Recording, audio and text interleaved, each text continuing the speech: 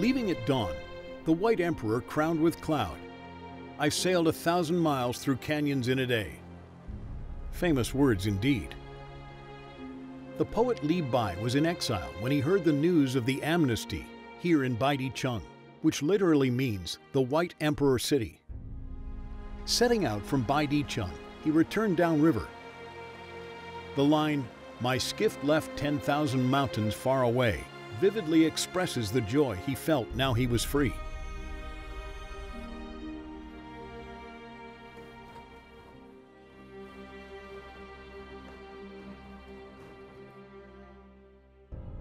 "500 years earlier, Baidicheng was the backdrop to a very different scene. Fresh from his defeat in Shaoting, Liu Bei had withdrawn here to lick his wounds. Frustration, bitterness, and anxiety were the dominant feelings. In spring 223, shortly before Liu Bei died, he told Zhuge Liang, "Your capacity far exceeds that of Cao Pi, so you are able to govern the country and restore the Han Dynasty. You must assist Liu Shan, but if he isn't competent, you can choose the right candidate yourself." So touched was Zhuge Liang by the confidence placed in him by the dying Liu Bei that he burst into tears and swore to give his all till his dying day.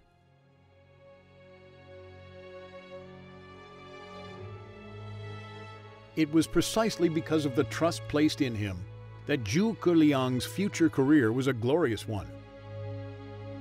Liu Bei dead, his own finest hour was approaching.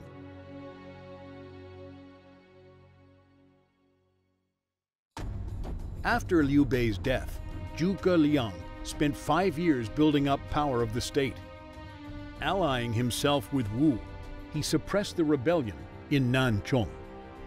Then, only when everything was settled, did Zhuge Liang lead his army over the Qinling Mountains to resume the attack on Wei. True to the oath sworn to the dying Liu Bei all those years ago, Zhuge Liang was doing all he could to restore the Han Dynasty and regain the old capital. When the Shu army assembled in Hanzhong and prepared for the first northern expedition, Wei Yan proposed to Zhuge Liang to send 5,000 soldiers through the Ziwu Valley. In that way, they would be able to make it to Chang'an, the Han capital, within 10 days. However, in Zhuge Liang's view, this was far too risky. Far safer, in his view, was to take the long route over the Qishan Mountains. That way, they would be able to capture the 3 counties in today's Gansu, and then wait for the right moment to attack Guangzhou. But Ma Su lost Jiating, leading to the failure of the first northern expedition.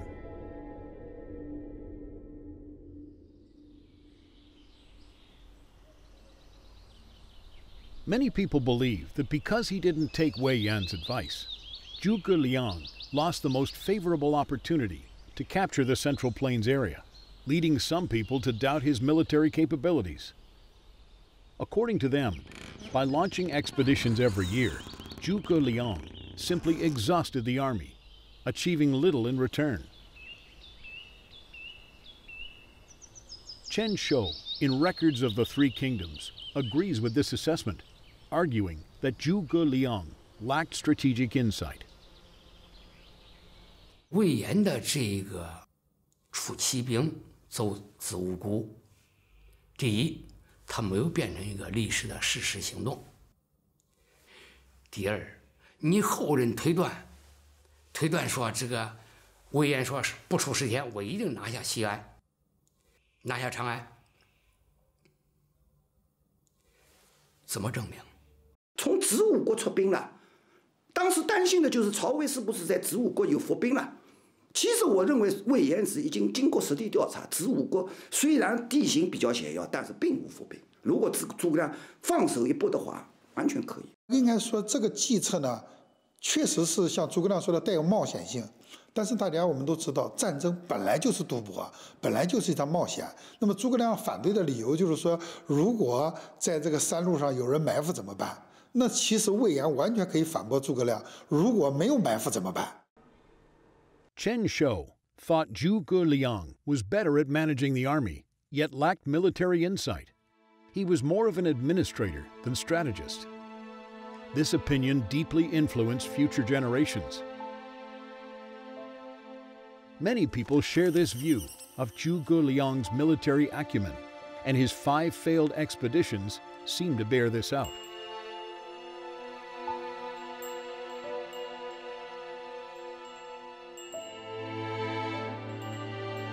If he lacked strategies, and if Chen Shou was right, was Zhuge Liang really as resourceful and brilliant as many people think?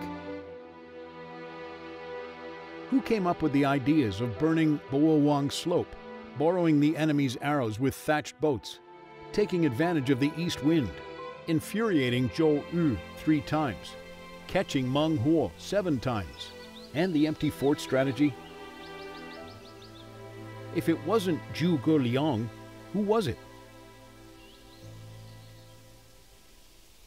火烧波王坡是《三国演义》描写的诸葛亮初出茅庐以后指挥的第一场战斗，而且大获全胜。其实历史上这场战斗是刘备指挥的，刘备与萧侯惇、于禁他们在波王坡那边这个烧屯尾盾，设下伏兵，大获全胜。那个时候呢，诸葛亮他还在隆中躬耕，还没出山呢。草船借箭真的跟诸葛亮没关系。草船借箭呢，这完全是一个小说的创作，它有历史的典故本身的是什么呢？是孙权木船借箭。孙权呢，加了一艘木船去观曹军的营寨，曹军发现了以后，不说万箭齐发，起码100箭齐发，这个箭啊都打在这个木船上面。然后打得太多了，船啊一边太重了，船要翻了。孙权灵机一动，让这个船掉了个身子，以另外一边受箭，两边平了。孙权说：“回去吧。”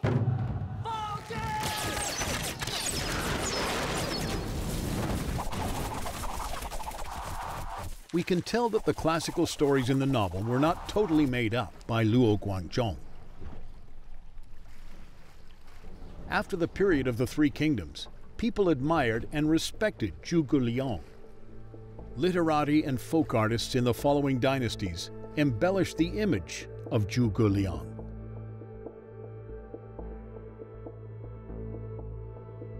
Based on these stories, especially the plots in popular stories of the Three Kingdoms, Luo Guangzhong implanted or reconstructed historical facts so that even the made-up plots seem plausible. In this way, he achieved the goal of beautifying, even deifying, Zhuge Liang.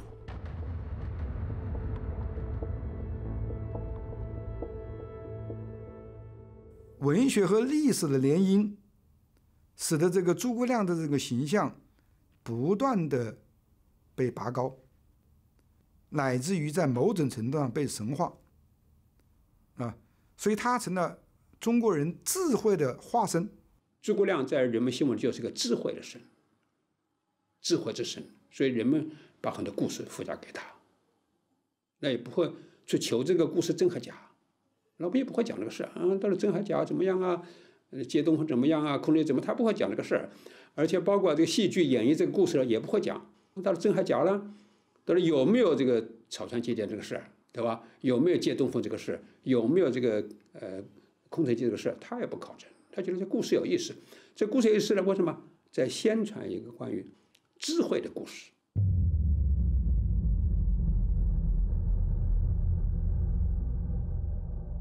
Mao Zedong, Qing Dynasty literary critic, remarked that Zhuge Liang, as portrayed in Romance of the Three Kingdoms, was a person of unparalleled wisdom, possibly the greatest chancellor of all time. This favorable assessment is both accurate and reasonable, at least as far as his literary portrayal is concerned. But what about the historical reality? Was Zhuge Liang really capable of directing battles from thousands of miles away and winning them? Was he really a person of such great wisdom and insight?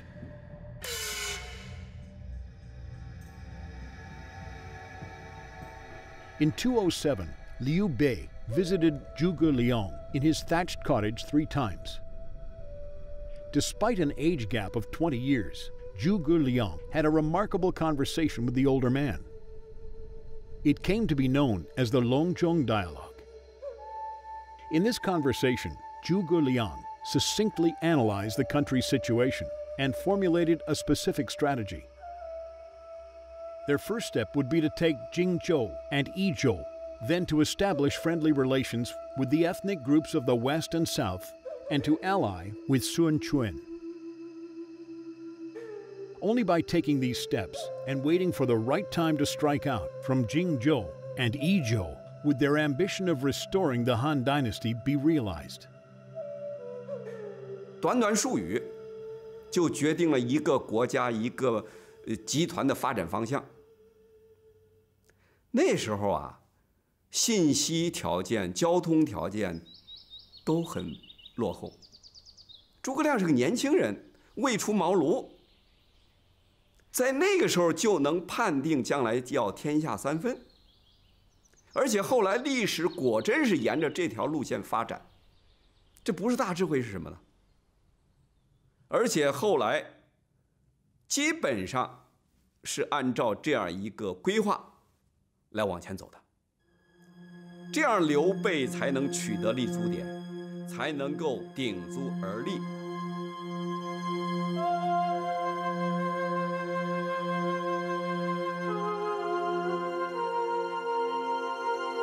刘备正是在隆中对的指导下建立了蜀汉政权，但隆中对的实施有3个难处：一是跨有荆益很难，荆州和益州两地隔着崇山峻岭，交通极为不便，很难合成一个政治板块上；二是结交孙权很难，荆州处于凉州的上游，直接关系到孙吴政权的核心利益；三是两路北伐很难。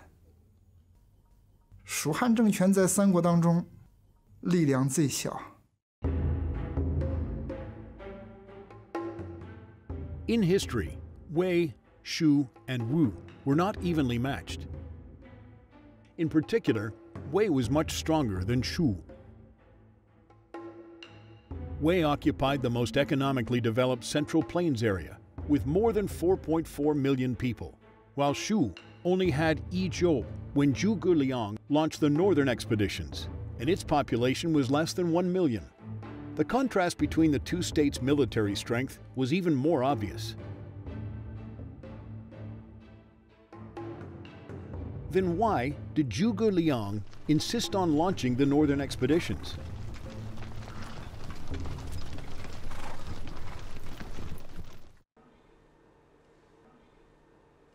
"30 years after Zhuge Liang passed away, people were still pondering the failure of his northern expeditions. Around about this time, Zhuge Liang, an official of the Wu state, had a discussion with Yuan Jun, an official of the Jin dynasty, in Luoyang. This conversation became very famous in history and was referred to as the 7 questions and 7 answers by later generations. Zhuge Liang asked why Zhuge Liang's attempts failed despite his outstanding capacity. Yuan Jun answered that it was because Zhuge Liang was too prudent. As a military strategist, he was rigid, unwilling to deviate from his plans. 元准从7个方面对诸葛亮的这样的一些这个治国治军的这样的杰出的才能呢，进行了充分的论述。比如说他讲诸葛亮呢擅长用兵，讲这个诸葛亮这个率领军队出征的时候呢。 所谓的这个蜀军军队呢，军纪严明有所谓的什么呢？进退如风止如山，反映出诸葛亮的这个治军呢，是非常的才能是非常杰出的。Yuan Jun said that when Zhuge Liang's army set off, there was much excitement. But the root causes of the failure of the northern expeditions lay in the strength disparity between Wei and Shu. Yuan Jun also argued that while Shu's army had the advantage of elite soldiers, it lacked good generals. Indeed, there's a saying that goes, there was no great generals in the Shu army, and as a result, the old Liu Hua became a pioneer. It reflects that Shu was much weaker than Wei in terms of talent, military strength, and state power.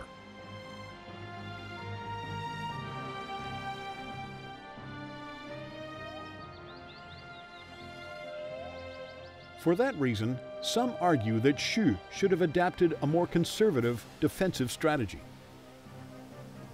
If it had done so, the Shu regime would also have been more stable, its people free to enjoy peaceful, productive lives. As it was, Zhuge Liang's northern expeditions exhausted both the army and the state.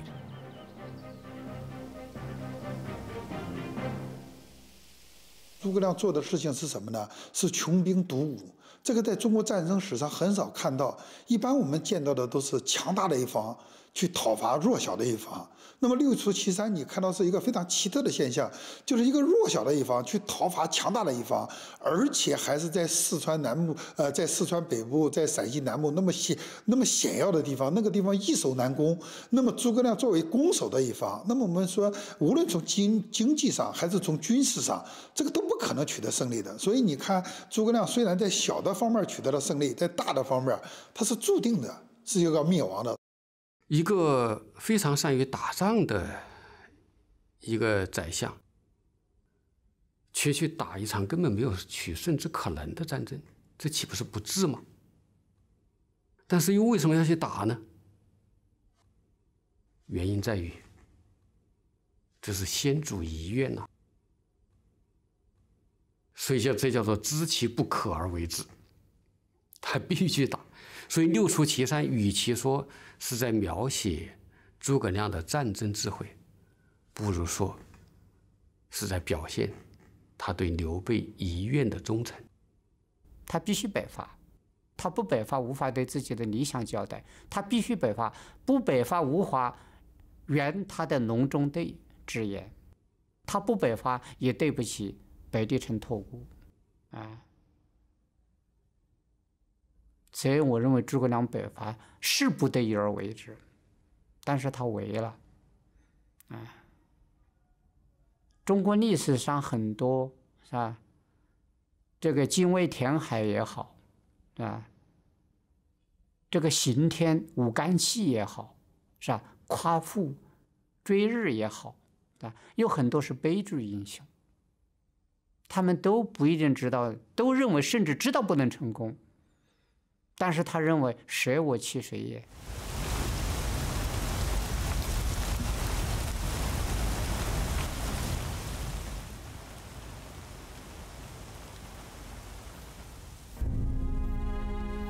In 227, Zhuge Liang submitted a memorial to Liu Shan, the new emperor of the Shu state, the son of Liu Bei. At the end of the memorial, he wrote, "Leaving today, crying in front of this memorial, I don't know what to say." This was the famous memorial on sending out the troops that has been passed down for more than 1,000 years.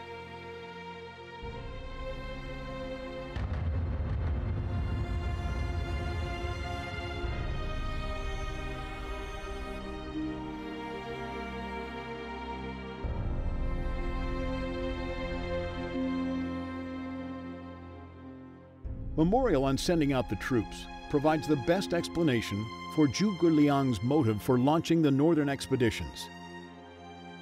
This is the way I mean to honor my debt to the late emperor and fulfill my duty to you.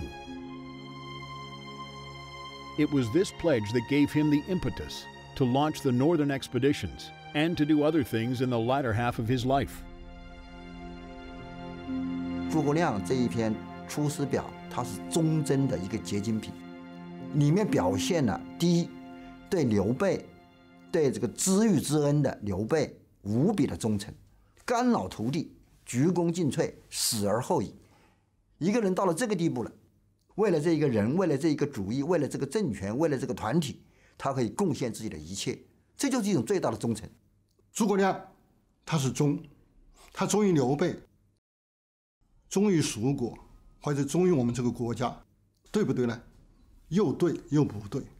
我们可以理解为他是忠于他的一种职责，他的一种承诺。因为刘备托孤的事儿，叫他要一统天下，要还于旧都。他是怎么说呢？他说：“曾尽股肱之礼，继之以死，来完成这样一个使命。”那么出师，他的出师就是对他的这种承诺的一种忠。In the second memorial on sending out the troops, Zhuge Liang expressed himself in distinctly political terms, arguing that the House of Han could not allow the insurgents to live under the same heaven and ought not to be content with exercising effective sovereignty over just a segment of the country. The idea of advocating the legitimate ruler and restoring the Han dynasty was in line with the highest political ethics of the Chinese Confucian tradition. Loyal, devoted Zhuge Liang, Lu You, a Song dynasty poet, wrote some 900 years later, so dedicated to the Han dynasty cause that he rode into battle against the odds. 诸葛亮他是一人之下，万人之上，权倾中外的这样一个人物，时刻呢都能够成为蜀汉的皇帝的这样一个人物，但是他没有这样做，而是呢表现出中国知识分子、政治家、丞相这一个丈夫等等各个方面社会角色的应有的担当和责任。这一点是《出师表》能够千古流传，只尽《出师表》独自内沾襟的一个奥秘之所在。《出师表》之所以读了让人泪下，就是一个很卓越的人，或者说一个伟人，因为各种原因，他实际上是以个人的能力在挑战一种不可能，但是他全力以赴的去做。这个其实是让我们这个世界上很多有抱负的人有同感的，叫心有戚戚焉，因为他并不是热衷于个人的功业和生命，而是因为感动于一个人对他的赏识，而把自己的所有的智慧，他所有的精力，他所有能够贡献出来的东西，都贡献给了这样一份感动。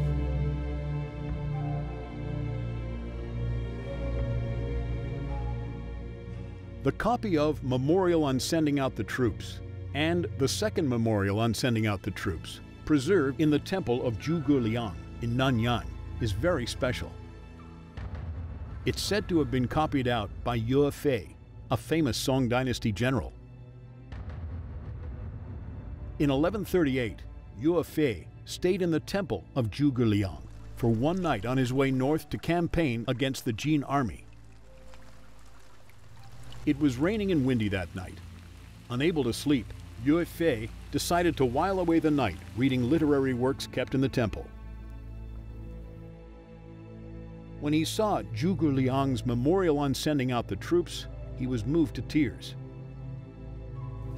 In tribute to this wonderful piece of writing, he transcribed another copy.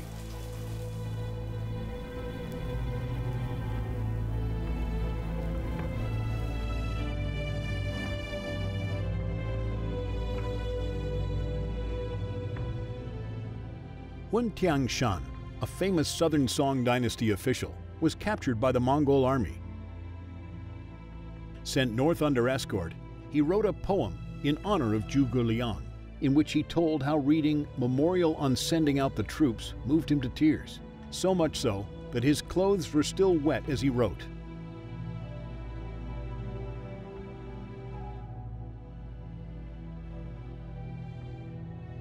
To him, Zhuge Liang was the epitome of loyalty and righteousness. a man whose integrity could move even gods and demons to tears.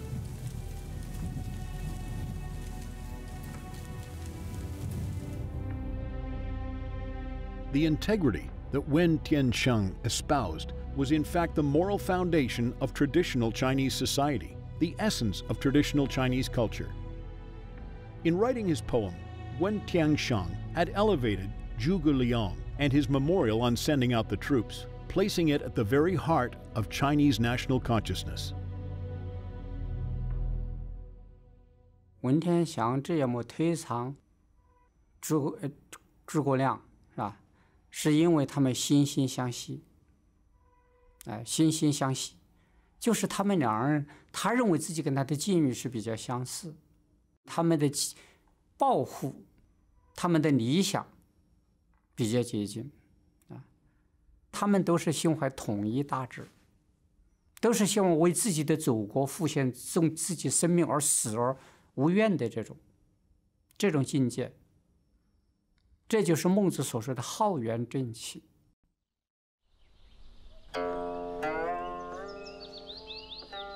The Shu state coexisted with the powerful states of Wei and Wu for 40 years. Aside from the resourceful and knowledgeable Zhuge Liang, what was the source of the Shu state stability? Why did people support it? And precisely what role did Zhuge Liang play?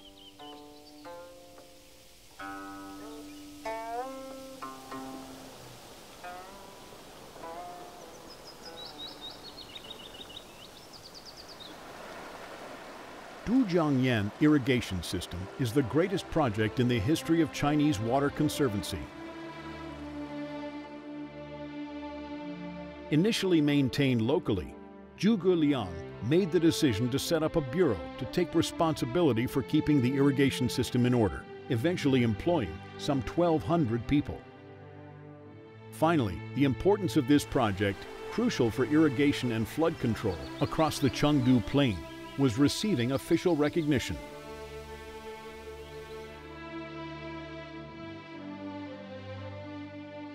In September 223, Zhuge Liang issued a decree aimed at protecting the capital city against flooding. It promised to mete out severe punishments to anyone damaging the Zhou Dam.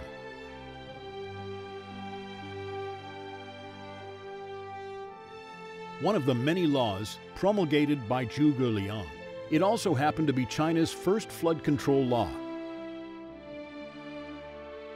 Widely accepted across the country, Zhuge Liang's law was respected by commoners and officials alike. Therefore, when Jian Yang and Yuan Jun discussed Zhuge Liang's successes and failures in governing the Shu state, Yuan Jun characterized him as harsh but fair. Strict he certainly was, but few complained. Chen Shou, the author of Records of the Three Kingdoms, remarked that this was evidence of the clarity of his laws and his fairness in enforcing them. 就是他执法严格之前，他首先是民法，就明令公布哪些事是应该做的，哪些事是不能做的，所以训章民法就是明白告诉大家法律的要求是什么，这样呢，大家才有所遵循。自古以来，就先进的那些思想家、政治家。批评古代政治的一个非常不好的，就叫做陷民于法，就法律要求不明白、不清晰，可能中下级官员、平民百姓不知不觉、稀里糊涂就触犯法律了，然后你再加以惩戒，这样做本身就不符合儒家思想，也不符合诸葛亮的那种执法的这种思想。In 265, Sima Yan forced Emperor Yuan of Wei to abdicate, becoming the founding emperor of the Western Qin dynasty. Sima Yan admired Zhuge Liang and asked Fan Jiang, a strategist, who had followed Zhuge Liang during the northern expeditions, if he could identify the secret of Zhuge Liang's success. Fan Jian's answer was simple. Crimes must be punished, mistakes must be corrected, and people rewarded or punished properly.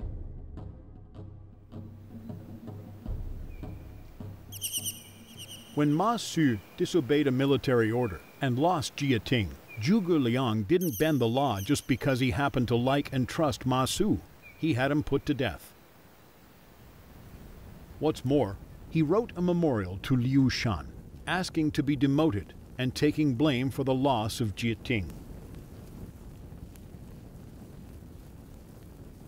诸葛亮自己要承担领导责任用人不当的责任诸葛亮给后主刘禅上表，他的官职等级自贬3等，自己给自己降了3级，降了3级，是吧？所以从这些充分看出来诸葛亮治蜀之所以非常成功，就是因为他的严法这样一种指导思想或者这样一种政策。像诸葛亮处罚过的人李严，受到诸葛亮的严重的惩处，但是他也心服口服，让他的敌手，让他的政敌，让所有的蜀汉的人们对自己敬仰有加。一般人做不到，而诸葛亮做到了。这在中国历史上可以说是空前绝后的。Just before his execution, Ma Su left a note. Although I'm going to die, I have no complaints, he wrote. His point was this. He recognized that Zhuge Liang enforced the laws impartially and justly. So it was that Zhuge Liang was true to the spirit of his moving memorial on sending out the troops. Rulers should not show any form of bias or favoritism. Shi Zhaoshu, a famous historian of the Eastern Jin dynasty, remarked that even condemned criminals bore no ill will to Zhuge Liang. So convinced were they that he was a just and fair man. As such, Zhuge Liang has come to epitomize justice and the rule of law in China. 3 Visits to the Thatched Cottage is a classic chapter of Romance of the Three Kingdoms. Liu Bei came to Zhuge Liang's cottage in Wulongkang. As he looked up, he saw a couplet on the door that read, "Only freedom from vanity can reveal one's lofty goal in life, and only peace of mind can help him achieve something really lasting." After a while, Zhuge Liang woke up and recited, "Who is the first one to wake up? I know that for sure. I wake up in my cottage while the sun is still sleeping." Liu Bei found Zhuge Liang to be a tall and good-looking man, wearing a headband and a crane feather cloak. There was something divine, godlike about him. Indeed, Luo Guanzhong characterized Zhuge Liang as a saintly, gentle, and confident man.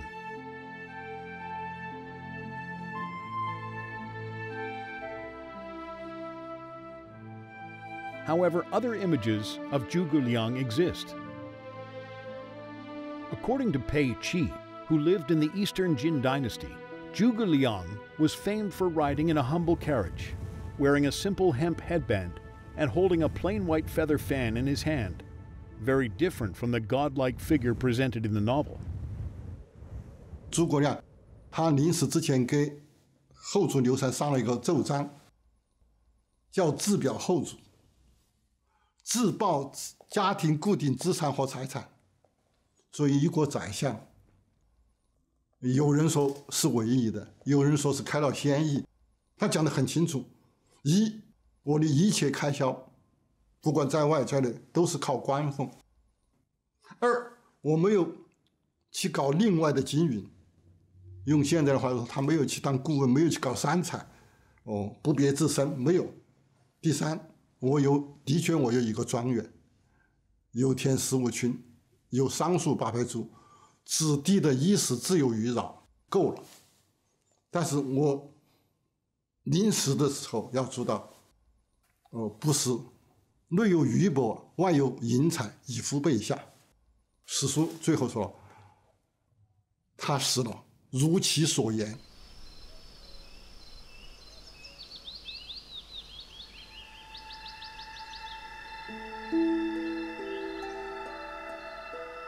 Long before records of the Three Kingdoms came out, Chen Shou had already collected and compiled 24 writings by Zhuge Liang. In his memorial to Wei Yan, he wrote that under the governance of Zhuge Liang, the Shu state had been peaceful and stable, a place where people acted according to high moral standards.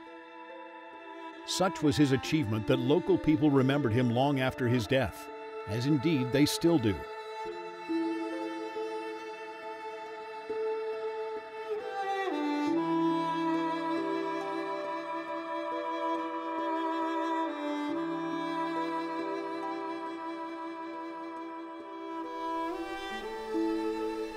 More than 1,700 years have now passed. Today, in Sichuan, once part of the state of Shu, people continue to wear the white headband. If you ask them why, many people will answer that this is a tradition passed down by their ancestors, in memory of the great Zhuge Liang.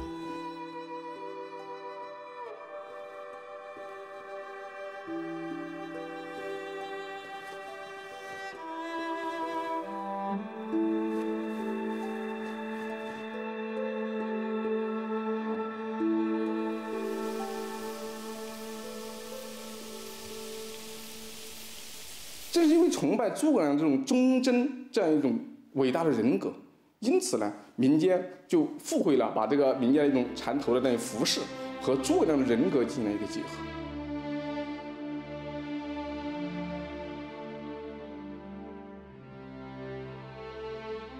The Wuhou Shrine in Chengdu is very well known in China.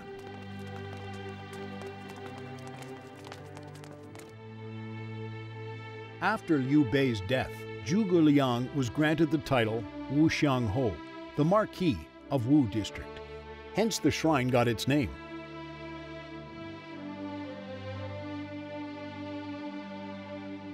However, visitors to the shrine soon discovered that it was actually dedicated to Liu Bei. Clearly, something has changed in the 1,700 years since it was first established. How did it come to be associated with Zhuge Liang?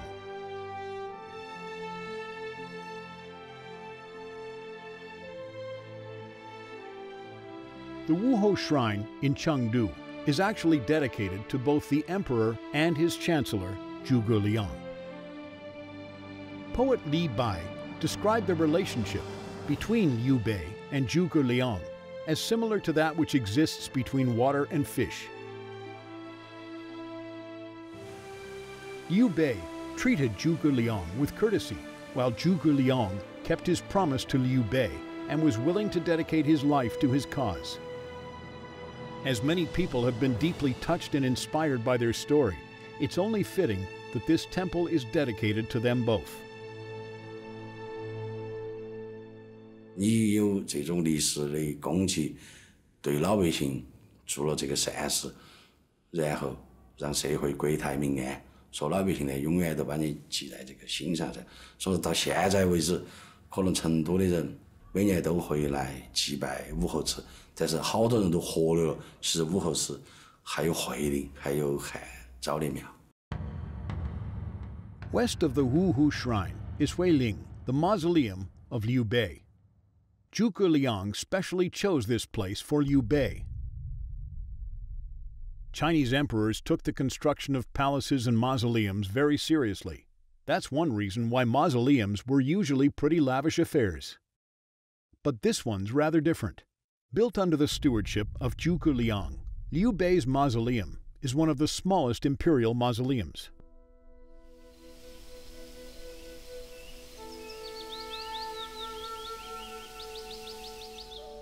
The tomb of Zhuge Liang at the foot of Dingjun Mountain is even simpler. Before his death, Zhuge Liang ordered that he should be buried there, in a tomb just big enough for a coffin, wearing ordinary clothes, with no funerary objects. 这个坟多大呢？能够把棺材放进去就够了。有没有什么陪葬品？没有，连衣食服，就穿他平时穿的那些衣服，当时那个季节穿的衣服，不需器物，什么陪葬品都不要。我们甚至可以说，就是成都平原一个家境稍微好一点的农民，可能安葬都比诸葛亮讲究。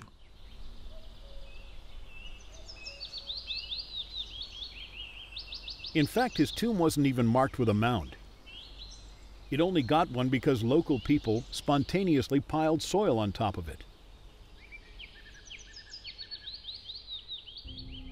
30 years later, Zhong Hui, a general of the Wei state, visited Zhuge Liang's tomb on the way to attack the Shu state. He issued an order forbidding people to cut down the trees here.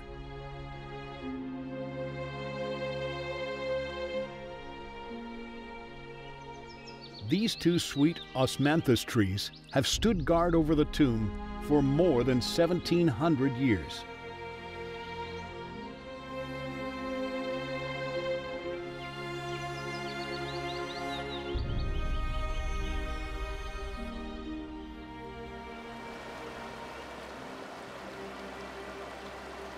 As couplets written later movingly proclaim, to the sound of waves, the river is full of the tears of heroes. In Dingjun Mountain, people preserve the trees well, and every year the mountains are fragrant with blossoms.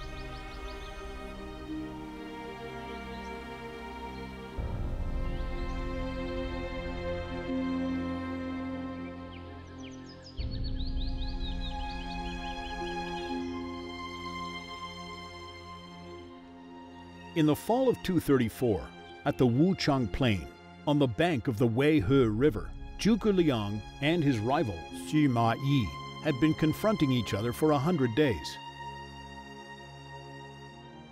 No matter how Zhuge Liang challenged, Sima Yi refused to take him on.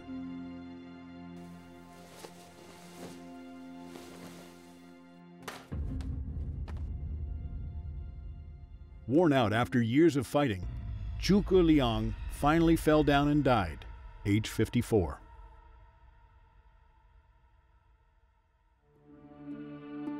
Sadly, Zhuge Liang never lived to see his life's ambition achieved. That's one reason why many people find his story so moving. Having devoted himself to Liu Bei at the age of 27, he gave the best years of his life to his cause. But though he never lived to see victory, the efforts he took to strengthen the state of Shu and make it a match for Wei and Wu have never been forgotten. Because of that achievement, as well as his personality and virtues, he is justly remembered as one of China's greatest heroes.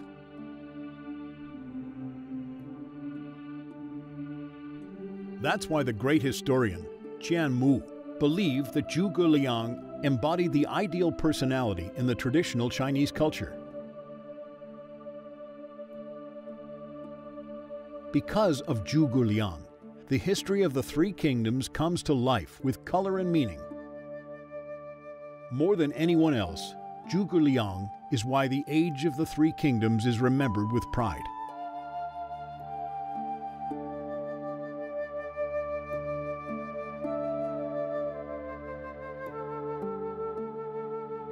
"500 years later, the poet Du Fu came to Jiangdu.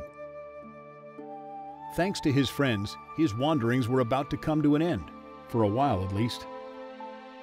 At this time, the Anlushan rebellion was still ongoing. Having witnessed the difficulties the country was going through and the sufferings of its people, he was eager to do something. Sadly, there was little he could do. So, downcast, he came to the Wuhao Shrine, where he composed this sad poem. Thrice the king visited him for the state's gains and pains. He served heart and soul the kingdom during 2 reigns. But he died before he accomplished his career. How could heroes not wet their sleeves with tear on tear?